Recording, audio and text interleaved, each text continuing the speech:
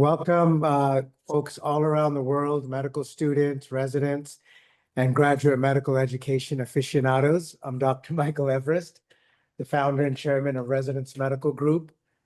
What we do is we start community-based programs in community-based hospitals in some of the most vulnerable population areas, as well as we mentor, we assist medical student graduates and resident and fellow aspirants, bolstering their CV, integrating them within a system to help them differentiate their candidacy amongst the thousands of residency candidates.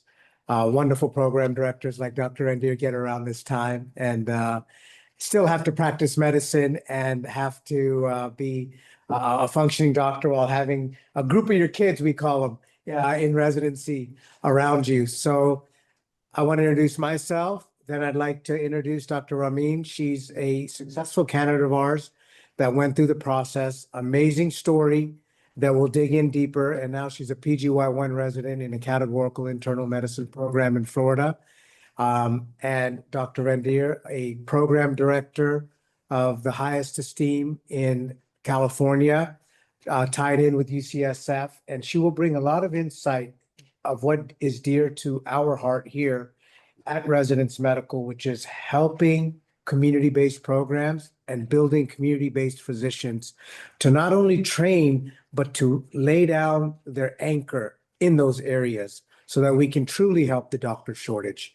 So without further ado, if you will, I will introduce Dr. Ramin and then the best for last, Dr. Rendir. So please, Dr. Ramin.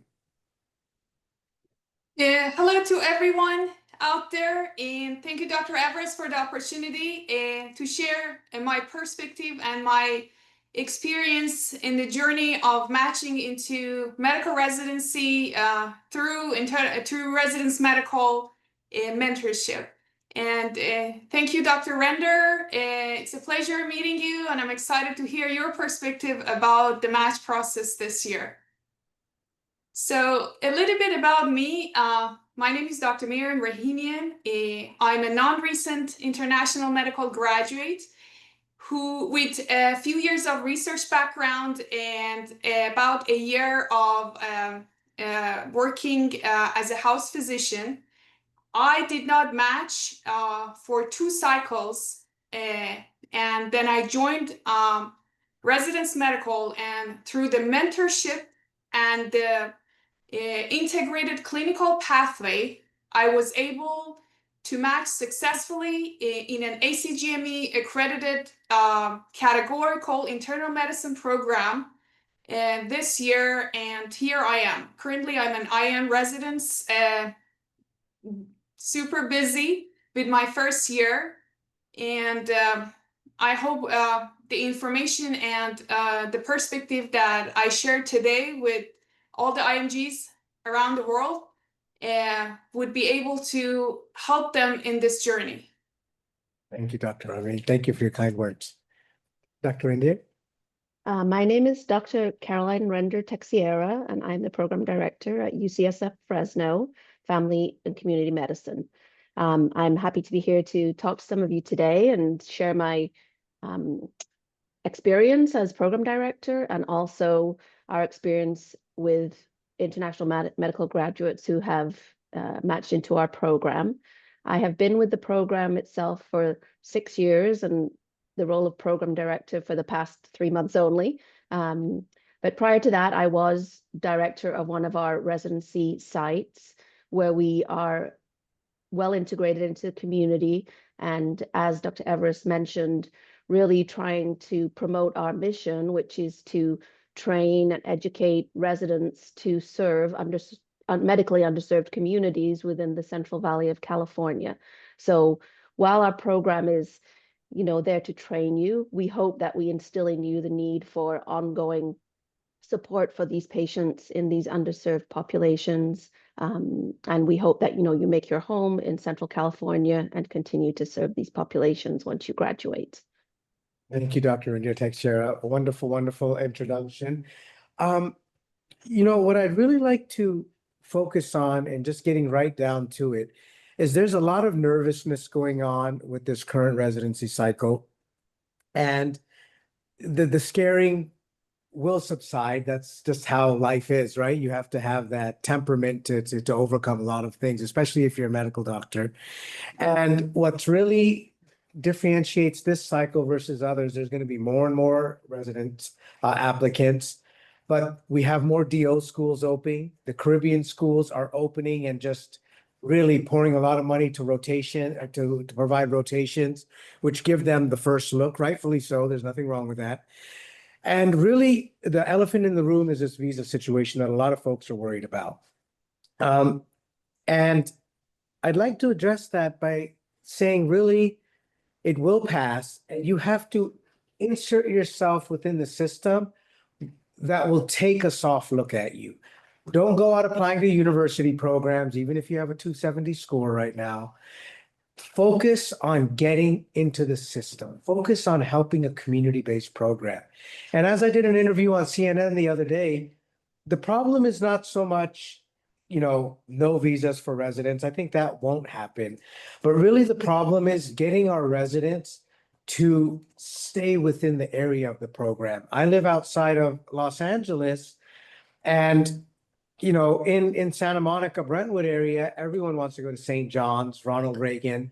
They all want to practice there. But about 15, 20 minutes out, we're in the San Fernando Valley, where some of the most vulnerable population minorities, doctors don't want to stay there. So what we find is helping the doctors stay there. I think that the J-1 visa has a powerful attribute in that if you want to stay in our country, you have to serve 2 years in a community that really, really needs help. And what we find is what Residence Medical does is asks our applicants, our students, to stay there at least 3 years. What we found in our studies are if a resident post-graduation stays at the particular location in 3 years, especially if they've done primary care for 3 years before, after about 5.5 years, they decide that that's their home base. They don't want to move. And that's what we're really trying to talk about here is when you are a foreign medical graduate, non-US IMG, politically said now, what you want to do is let the program know truly, because they'll read right through you. Dr. Randir Texera could probably see through somebody that'll come, do their thing and say, bye-bye. And one of the greatest examples are our friends at University of Hawaii, right? People go there for 1 year in paradise, they'll do a prelim and then go out and do their radiology at Cedars-Sinai or whatnot, and still not help the local community. So really the goal is with all of this visa stuff and all of this, it happened during COVID where they thought nobody's going to be allowed. The system will continue. But what we want to do is really show introspectively how you can prove your worth. And that comes through having prior knowledge of the applicant. That comes with spending day in, day out with distinguished leadership like Dr. Randir Texera and her husband, and really being able to prove yourself. The 6 ACGME core competencies transported during that day-to-day activity prior to residency. Then, even if you're an older graduate like Dr. Ramin, you can bring and showcase your talent because she worked as a house physician. She worked with the geriatric. She worked with the sick. Having a story that really shows passion and compassion, that's what leadership is looking for. Any comments to that, Dr. Randir Texera and Dr. Ramin? I mean, I agree. The difficulty for IMGs is that we're really looking for experience within the American healthcare system. And so if you're able to tell me that story, that you have done rotations in hospitals, you've done externship, even observerships, at least you have some knowledge of the way the American healthcare system works. You understand, the types of facilities that we have, how they integrate with each other. You can, use that as part of your application to convince the program director that you are well prepared for a residency program here in the United States. So I think that's a very important thing that you need to get across in your application, is that you have had some kind of a experience in the American healthcare system. Yes, ma'am. That is so true. And really show the program director that you can assimilate well within our culture, right? Because that can be a big thing. What I tell a lot of my international medical graduates are you have to be able to blend in, right? No one is saying get rid of your amazing culture. That's what makes our country great. But you have to be able to simulate and you have to have a team behind you. If you graduate from UCSF, or if you graduate from UCLA or even a second or third tier US medical school, you have a team behind you. But as an international medical graduate, right, Dr. Ramin, you basically have forums and chat groups getting misinformation. So building that support system, building that system to where you have the emotional stability and maturity, you have sound judgment, you have the ability to function in a variety of settings. These are so important because program directors, leaders like Dr. Rendir Texera, they don't have time. They sacrifice a lot. They're practicing physicians. They don't have the time to babysit. You know, babysitting is kind of okay in undergrad medical school, but when it comes to practical training, you know, you get your initial get used to it time frame, but you know, it's showtime. Then it's life and death. You're treating patients. So, your thoughts on that, Dr. Lee? You're absolutely right, Dr. Everest. I mean, a little bit of my perspective about how I view the competition in the match as an IMG, especially as a non-recent IMG, to share with the audience today is that every applicant, you know, there are lots of factors that is basically playing a role in the match process. Year of graduation, US clinical experience, visa requirements that is recently a hot topic, and it sounds like it's more challenging for the process of match in future. And the USMLE scores. So all of these factors play a role. And what I encourage the applicants who are trying to apply for a match is to have a realistic perspective on where they're standing on that bell curve. The earlier they are on that bell curve, the more support and targeted strategy they need to match into residency. For example, if somebody is an IMG, recent graduate, USMLE score above 270, if they reasonably select the programs within the match cycle, yes, they will get an interview. But if from these 5 components you are missing 1, 2, 3, or 4, then your chance of matching in through the cycle organically decreases dramatically. So they need to have a support system to be able to overcome all of these challenges.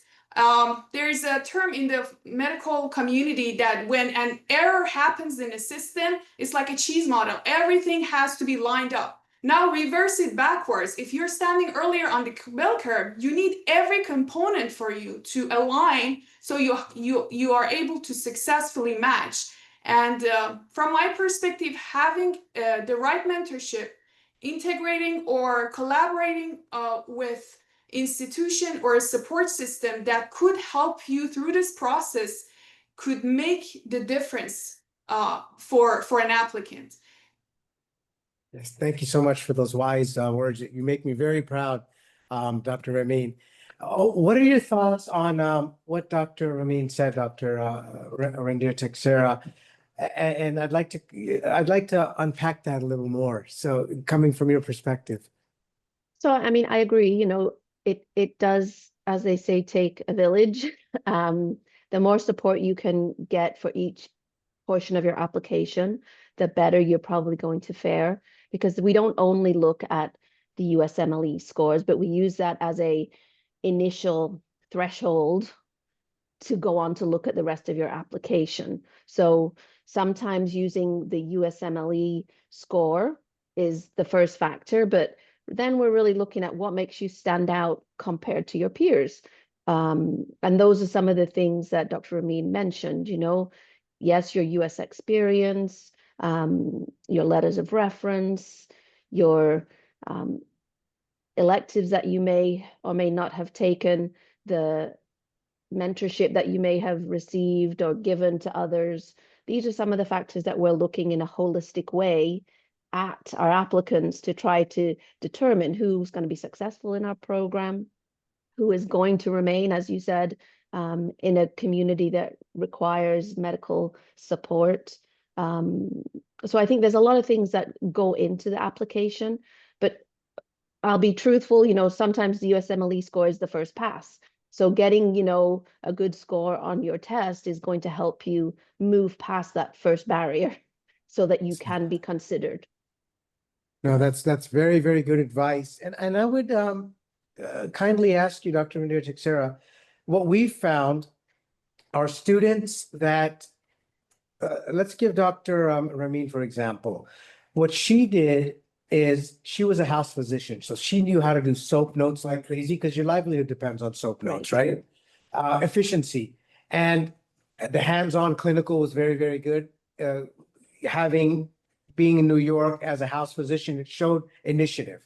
And what we found is if we can get our student like her that has a great personality and get her in front of the team, in front of the red team, the blue team, the residency team, working with the program director. And what we found is finding the 7 states that actually have postgraduate hands-on experience, like Illinois, like Florida, like Ohio, and then turning back around and saying, Dr. Indira Teixeira, our student here for 6 months has been doing hands-on clinical, has this past history where our geriatric patients can be dealt with in a very kind manner, and spending time with you, we can offset. Maybe you have a low score on step 2, or you failed step 1, but you took your step 3. And what we encourage is even to do the practice FMITE, so that what program directors are really worried about are, am I going to have to remediate the student?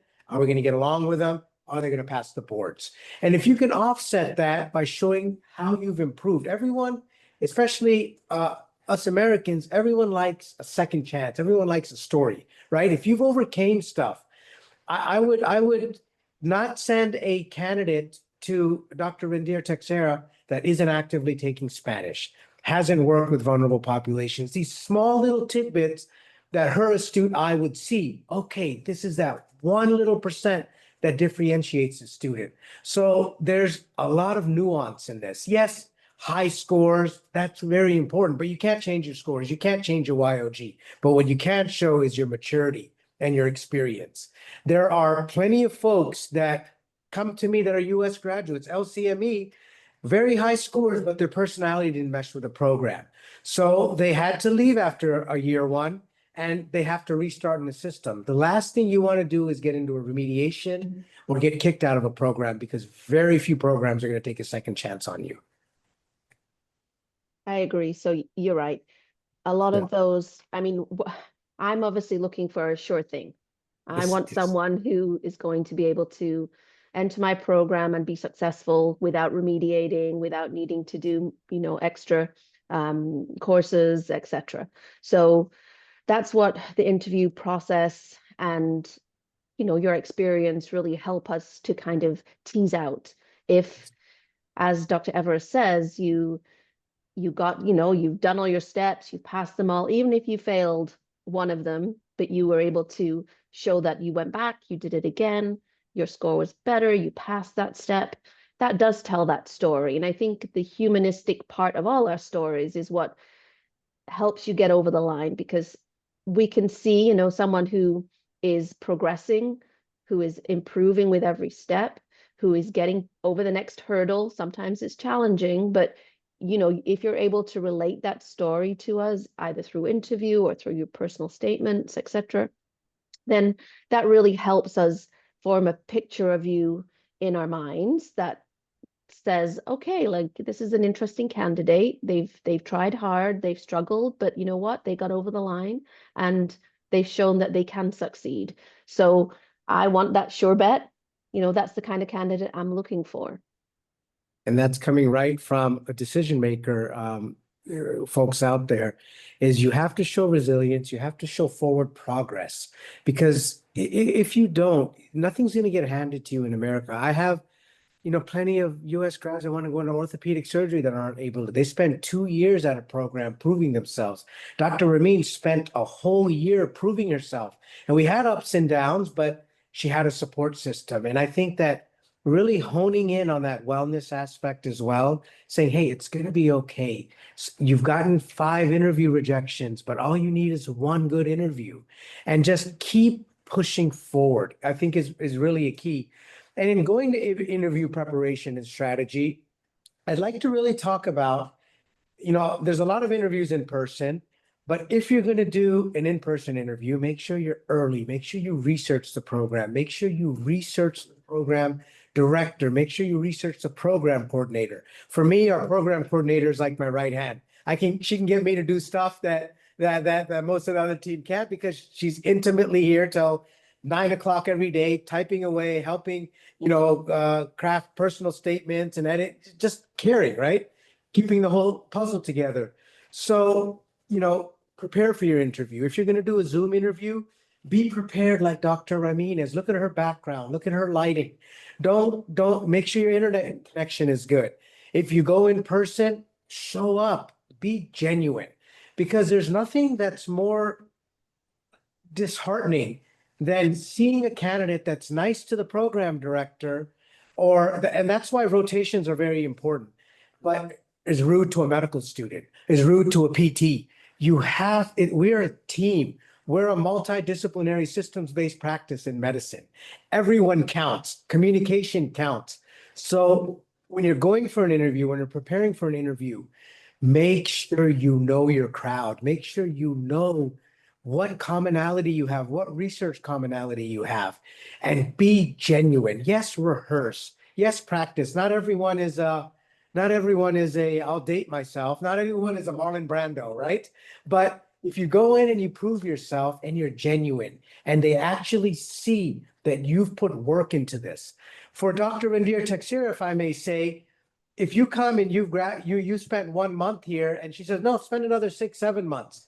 It's not a big deal, because she's dedicated her life to medicine. So I would perceive to say, as my other program director say, so be there. You can start next year, prove yourself, because you have to have that capacity to prove yourself. And it's not on your timing, it's on the program's timing. Any comments, Dr. Ramin and Dr. India, on that? You're absolutely right, Dr. Everest.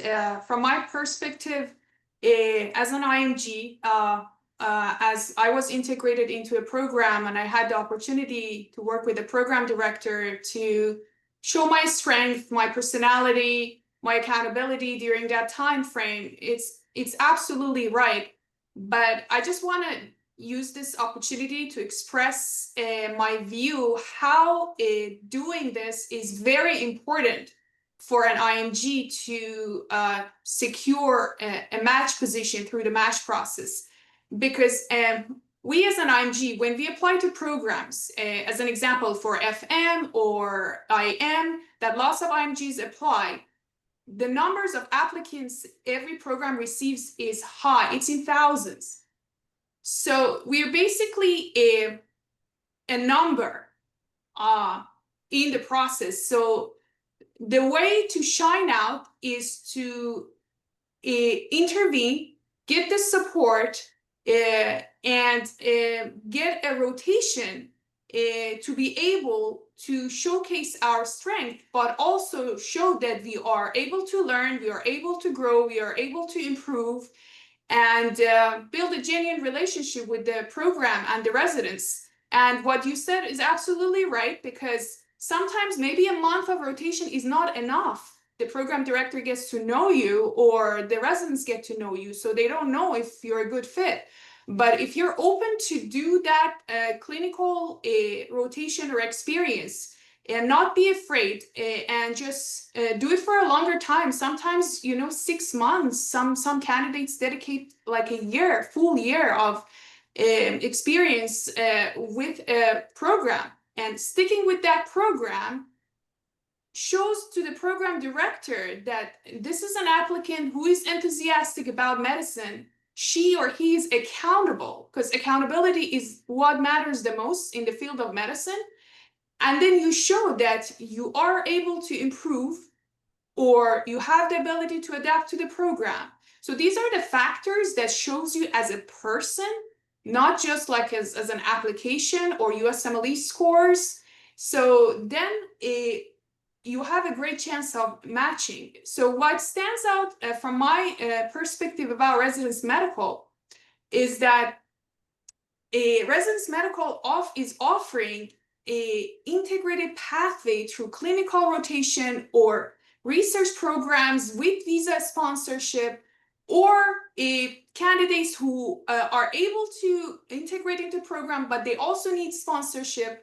They place them with programs with the goal of integration within that program. It's not like a random process or a random rotation for a month or two that you just get a recommendation letter and you walk out. It's like a whole ecosystem that you can basically put your effort and focus to improve through the process. It's like a transformational process within a year with the goal of matching. So that was basically the game changer for me, because for me, I had some clinical experience before. I was working as a house physician, but I never got the opportunity to be able to work with the program director directly every day, learning from the program director, show my strength, how I'm adaptable in the system. I got that opportunity through the residence medical, and I gave it all, and it eventually worked for me. I was able to secure one interview, and I was able to match within the same program. So that's Yeah, no. really what stood out for me. And I'd like to ask you, thank you, Dr. Ramin. I'd like to ask you a kind question, Dr. Randir Texera, is, you know, having that prior knowledge, you're probably getting hundreds upon hundreds of applicants that are looking even better now, right? But will they really blend in your program? Will they give you less headaches, right? Because they're still learning. So having that prior extensive knowledge, because you can fake it maybe for a week, 2 weeks, but if you're somewhere for 3-4 months, the real you is going to come out.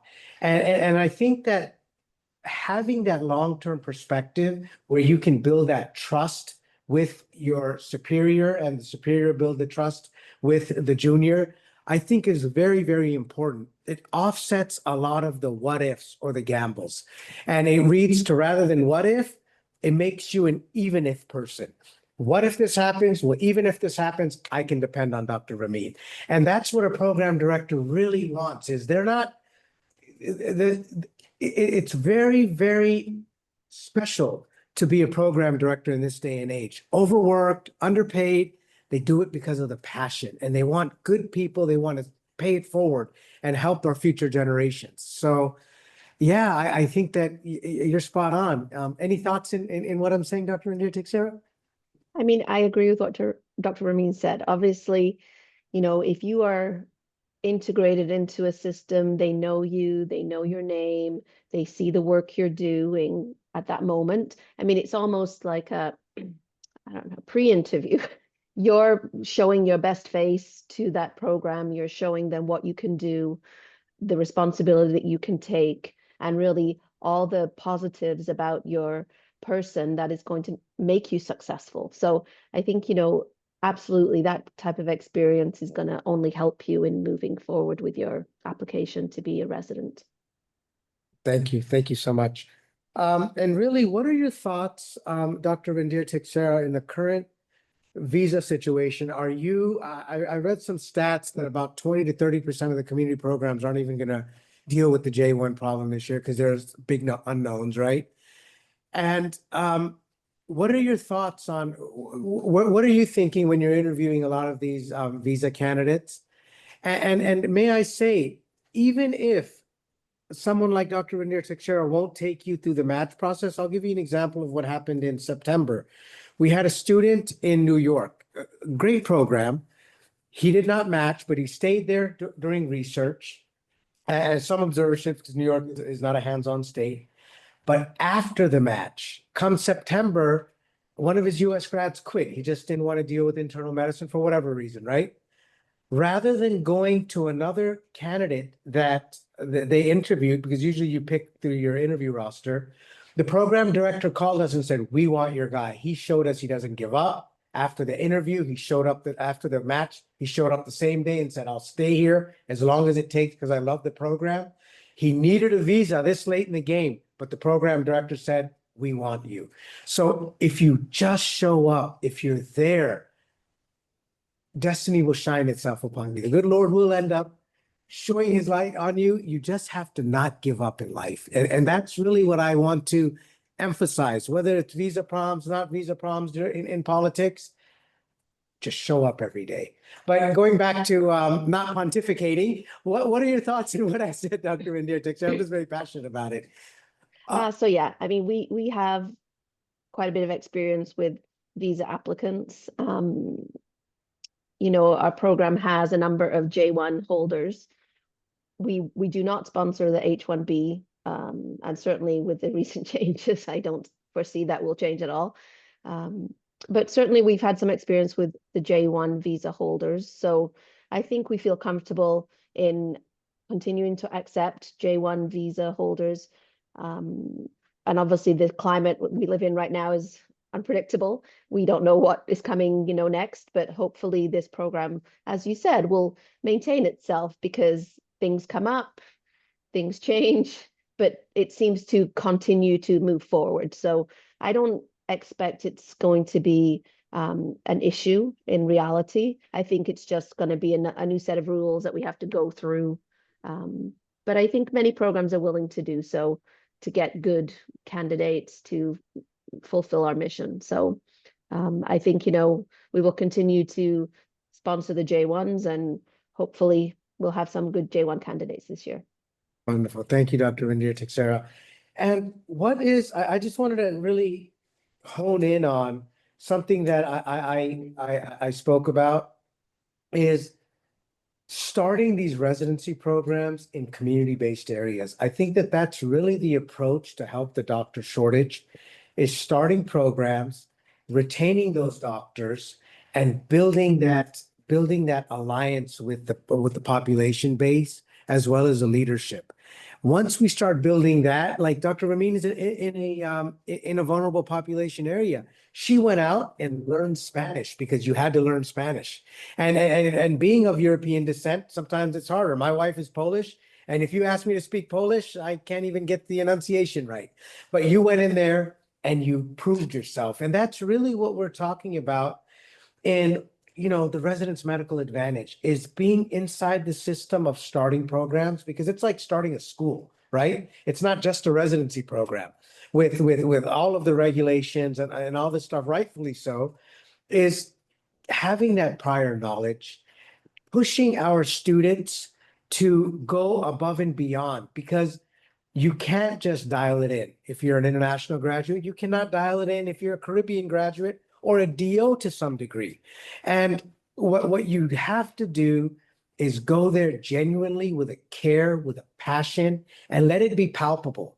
And that's really the residence medical advantage, if you will, is putting our students in a place where, like, you want it that bad, go show the program director how bad you want it. By showing up every day, being genuine, being accountable, increasing your skill set. And the program director, the residency acceptance committee will see it. Back in the days when my dad was a program director, usually just picked up the phone and, hi, I like this kid. I know his family from way back when. This is, you know, the 80s or so. Take him. All right, bring him over. We'll take him. Now it's not even really the program director's choice, right? There's a whole committee and there's a whole resolute. So you have to convince a lot of people than the program director. Ultimately, the program director is the duchess of her domain, if you will. But it's really about that multidisciplinary, systems-based practice and love of from the bottom of the totem pole to the top of the totem pole. And those people are hard to find. And that's really the advantage of residence medical. Easier said than done is getting in there and showing your worth, because we as human beings want to deal with what we are used to. The unknown is scary, especially for leadership in medicine. You're right. As I said before, we really want a sure thing. Yes, The yes, unknown is always very scary. yes. So some of the factors that you brought up, I mean, we do look for people that speak Spanish because obviously our program is located in a very dominant Spanish speaking area. And so again, it's another factor on your application that we're looking at and saying, well, this person already speaks Spanish, they'll have an advantage over others that don't. The same with some other communities. If you have a particular language, always put that down because it can help with wherever you're applying. If there's a community that speaks that language, you're going to be looked at through a different lens, perhaps, and it'll give you an advantage on your application. So I think I would certainly, try to highlight those elements as you move through your application to residency programs to make sure that they're aware of your unique talents. Absolutely. And also, Dr. Amin, if you will, I think that the devil is in the details. Whatever you folks are doing out there, stay active in medicine. Do something that keeps you active. Even if you've got 4 kids and you have this dream of medicine, go on the weekends and volunteer because that shows a monomaniacal obsession with being a doctor. And it's a whole different calling we have. It's a whole different calling that is unexplainable, right? I was just using the time frame. I was with dinner with a friend of mine, a businessman. He's like, so by like the age of 32 in surgery after graduation is when you can actually make real money. I'm like, yeah. Is that, so it takes a lot of dedication. So yeah, I think that having that dedication and like I said, the cousin of death in an application is a long, long gap because it shows you're not disciplined. And if you had life come up, I've had plenty of students that I've helped that have gone through cancer bouts. So explain it. I've had, some that went through abusive relationships. So explain it, but explain it in a way that you're not playing victim because, although you've been victimized through time and turbulence, show resilience, right? Because that's what we want to see. We've all been through things in life. We all go through things in life. But if you show resilience, that's the winner that we want on our side. Yeah, that's any closing ideas that you would like to say, Dr. Ramin? And I want to thank you for giving us the opportunity, for trusting us. You and your husband have been wonderful. And I know there were times where you're like, where's my interview? What am I going to do? But you stayed the course and you proved yourself. What I tell people all the time is all we do is open the door. It's your choice to go run and prove yourself. And you did that. And I think that's why leadership, like Dr. Rendir Texera and her husband, see that if someone opens the door and they can prove themselves and you make an independent decision, it's a win-win. And you get someone that's a keeper. So yeah, just any closing thoughts, and we'll take a couple of questions and then we can close this out. And again, I want to thank you from the bottom of my heart for both of you for just volunteering your time, valuable time here. Well, thank you, Dr. Everest. You're absolutely right. I think life happens, so we cannot predict sometimes the obstacles that happen in life, but the resilience through the process, having the courage to get back on track and make it as your priority, that's what's making the difference. So there might be IMGs out there that they might have faced some difficulties through this process, either through the US system, they had a hard time integrating to a program. They think they never got the opportunity in front of a program director, or illness happens, other hardship, family hardship happens. It happens. It's not like they're an exceptional. If they connect to other people, there are people like them that were able to go through the process and get the results they wanted. But they just need to be realistic about life and have a strategy, connect to a team that basically supports them through the process. I have a term that I can share: know your allies, identify them, and have a good strategy. If you want to match and you've had life, unfortunate life situations that happen, that's not a dead end process. you need to get back on track, but be realistic. This is not a shortcut. You need to get back on track, get the US clinical experience, be open to have that experience for 6 months, even up to a year, upgrade your knowledge, show your resilience to the program, and have a support system behind you to be able to secure a residency spot. But there are opportunities out there. I encourage everybody to keep exploring the opportunity. Like here, today, we're watching this webinar and it's like 50 minutes of your time, you watch through it. Take action. Like there are lots of support systems out there, but just if candidates don't stay passive, reach out, get the information. The information is not like this is like a dynamic situation. An opportunity might shows up a week from now and it might be gone for the rest of the year until next match process. So if you had a basically the courage to kind of like fight through this until now, my recommendation is use any opportunity that comes on the way. As you're watching a webinar, you get introduced to a support system that they have a lot of information. Just get involved, put your information out there, start getting connected to program directors, your colleagues. Today, for example, I'm sharing my personal journey about how I integrated into a program through Residence Medical. So use it as an opportunity. Start like making the new connections, give a phone call, subscribe an email. I need to share.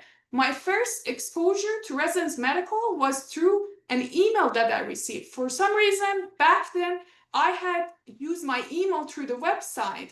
I had like put my information out there, and then I don't know how long it was past, but one day I received an email that, you know, there are opportunities for IMGs. If you're an older graduate, there's an opportunity. So that made me curious. I picked up the phone, I made the phone call, and that kind of opened the door for me that, you know, I was connected to a great support system that mentored me through the way. It knew my struggles, placed me to a program that was basically not a random placement. It was basically a personalized placement based on my needs and my background, and which was a good fit for me. And that basically changed the odds for me. So what I encourage any IMGs out there, just stay active in the process, use every opportunity, be realistic about your goals, and take action. Thank you, Dr. Amin. And if I may predict, I'm not a betting man, but if I was a betting man, that you're going to be in line for a chief resident soon too. You have the right attitude, the right temperament, and you make me very, very humbled and proud, and many blessings to you. I figure we'll take one question each, and then we'll close it out with everyone's perusal. I'll start with the first question. It says, how can Residence Medical help visa requiring doctors? Well, you know, we're not in the visa business, right? We're in the preparation and education business. What we can do is assess your situation, assess if you're truly committed and dedicated to going through this journey, because like Dr. Amin said, there are no shortcuts. And we will introduce you to a program that is visa friendly, and you go and prove yourself there. And really, it happens sometimes a lot where our candidate is not a good fit to the program. So we decide that rather quickly with the perusal of the leadership at the program, and we put in another program.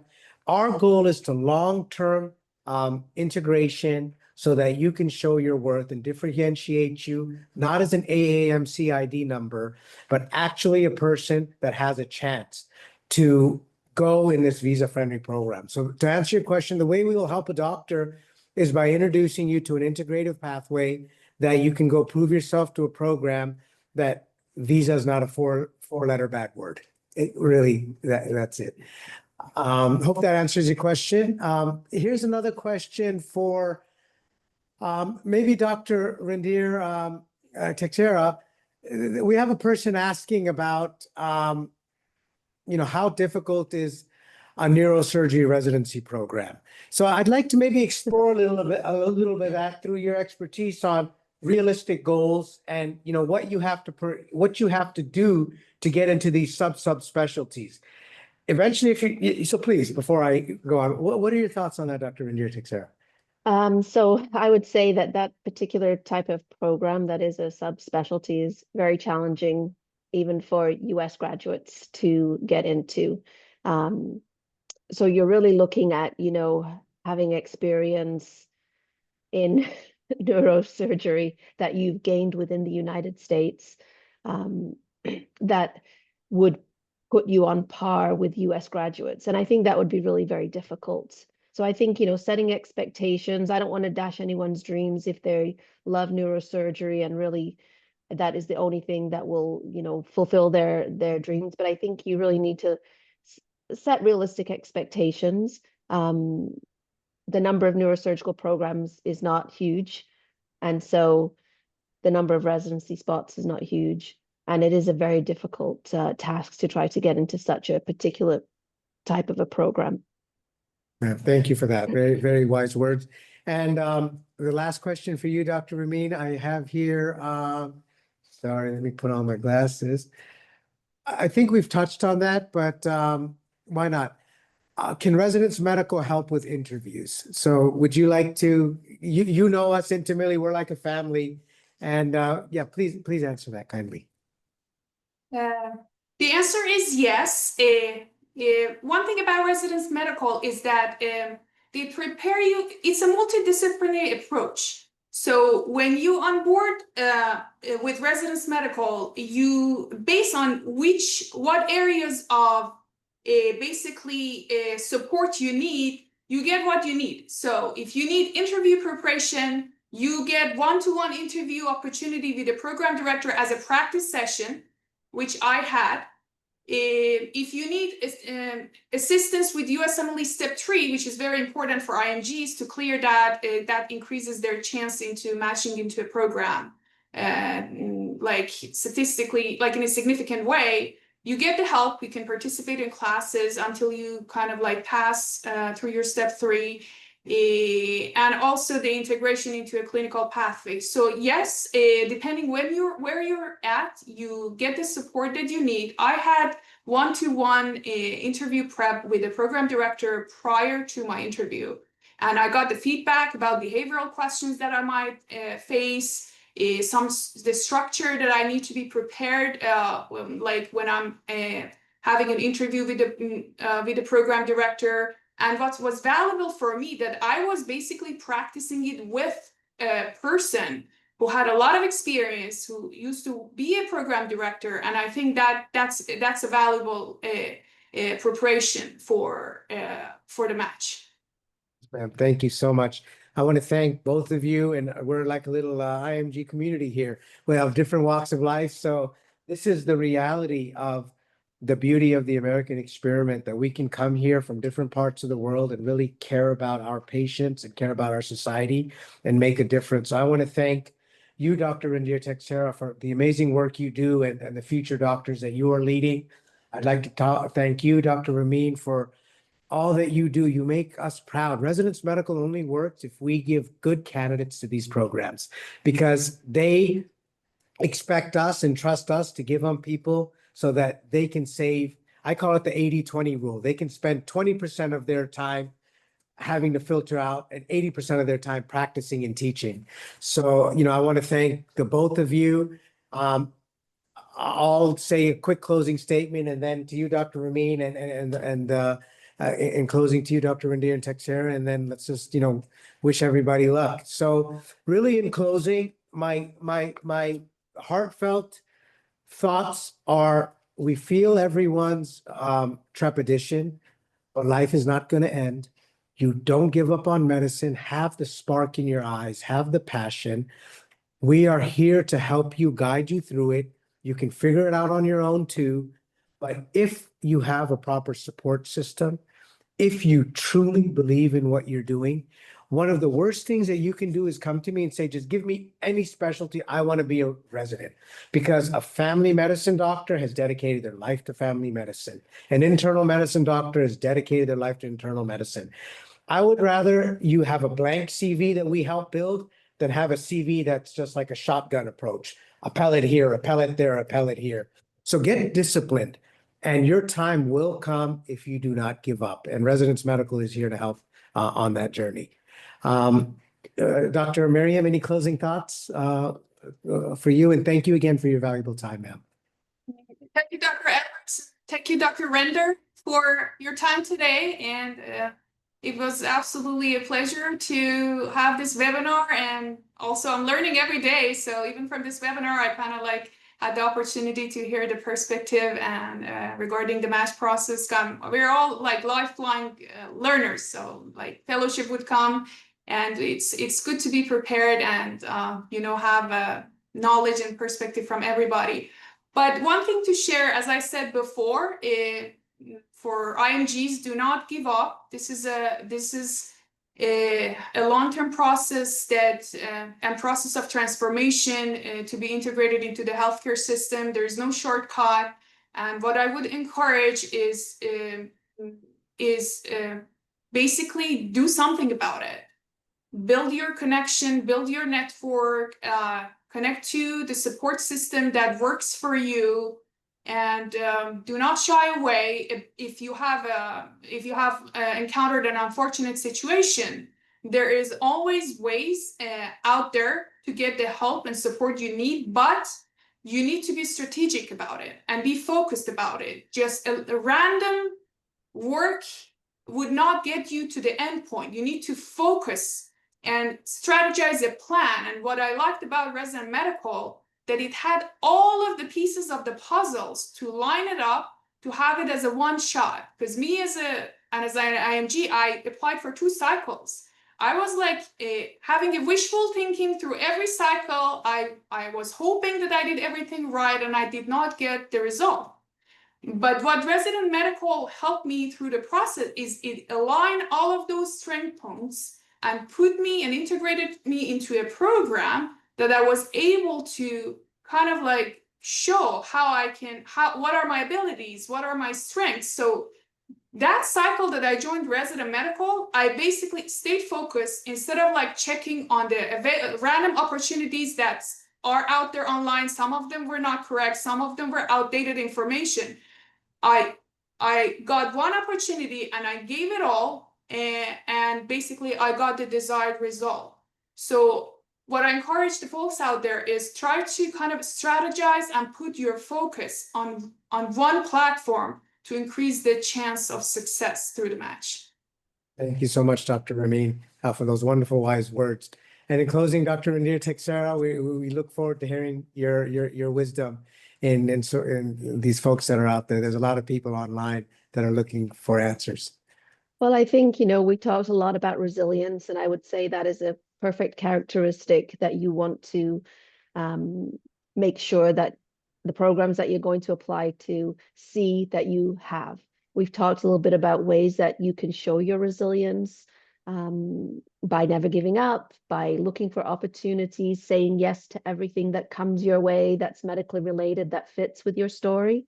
But have a story so that it makes sense, even if something has befallen you that's kind of caused a little gap in your training or your experiences. Explain that as part of your story, because it's an important part of who you are. And that way we understand you as a person, and we can see the holistic review of your application and not have pieces missing that can't be explained, that kind of make us wonder what happened there. You didn't really talk about that. But resilience definitely is a key characteristic that I think programs, whether internal medicine, family medicine, or any other specialty, really look for in a resident. So I think if you're able to show that, then you're onto a winner. Wonderful, wonderful, wise words. Thank you both, doctors. Blessings to you, and keep up the good fight. We've got lives to save. Thank you. Okay, thank you so much. Bye-bye. Thank you. Bye.